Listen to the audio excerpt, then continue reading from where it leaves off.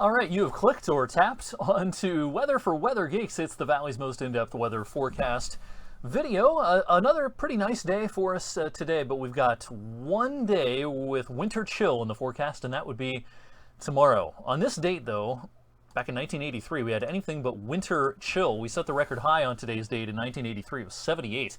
Our records as we get into the first week or so of March are mostly in the upper 70s, even lower 80s. Remember 2012, we had 80-degree temperatures in early March. With the increasing sun angle, we can get that warm at this time of the year if things come together just right. Things came together nicely for a beautiful sunset this evening over Youngstown. We had that deck of cirrus clouds that always makes for a very nice sunset when we have some of that cirrus action in the sky and the sun illuminating the bottom of those clouds. Makes for a nice sunset at about 6:20 or so this evening. And don't forget, of course, with the return of daylight saving time this weekend, our sunsets and our sunrises will, of course, be an hour later.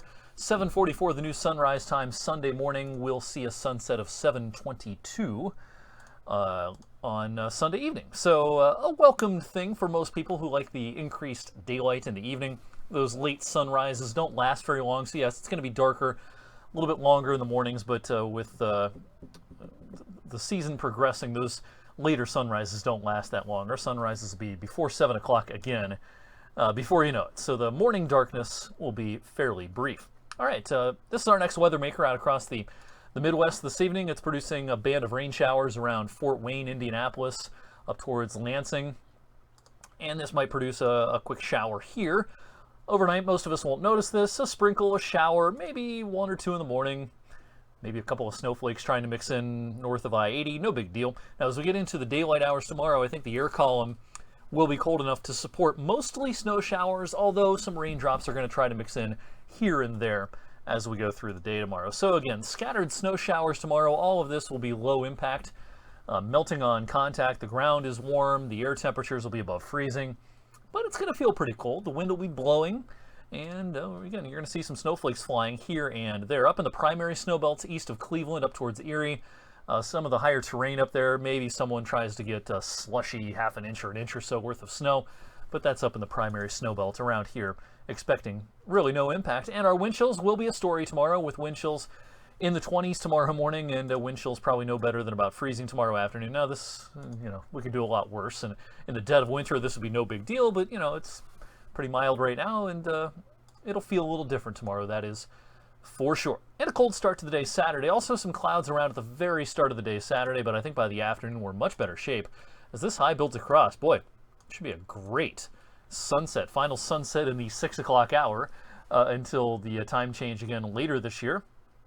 It'll be a nice one, nice sunset Saturday evening, crystal clear skies Saturday night, and although there may be some high clouds filtering in towards the end of the day Sunday, this is just a great day coming up on Sunday with 57 in our current forecast. Not even surprised, I think, if some backyard thermometers try to read 60 before Sunday is through, and certainly 60 will be attainable coming up on Monday. So 42 is pretty typical for early March. We'll do that on Saturday, but 15 degrees warmer on Sunday. So no excuses. Get outside and enjoy a pleasant early meteorological spring day coming up on Sunday. All right, let's take a quick look at the longer range. These numbers on the map here are temperatures compared to average, and this is off the European model, today's run. And boy, this is just straight fire. Once we get done with the cold air tomorrow into tomorrow night, the blues and greens disappear, and we are dominated by the reds and oranges and browns heading into next week. And this relentless pattern, I'll roll this forward all the way through next weekend. This is the 14th of March right here. 15th, you get the idea. All the cold is out here, west coast up into parts of Alberta, Saskatchewan, Manitoba. Around here, this looks like a very mild, albeit fairly unsettled pattern as we go into mid-March. I think we're going to see several opportunities for wet weather. Now, that does not mean that flooding is likely. That doesn't mean all of this is going to be heavy rain or anything like that. I know a lot of people have rain anxiety after the flooding problems we've had at times over the last couple of years. An active pattern does not mean flooding, but it does mean that we'll see several chances for clouds and wet weather despite the mild temperatures during the middle of the month. That'll do it for me tonight. Thanks for checking out the Thursday evening edition of Weather for Weather Geeks. Have a great rest of your Thursday night, everyone.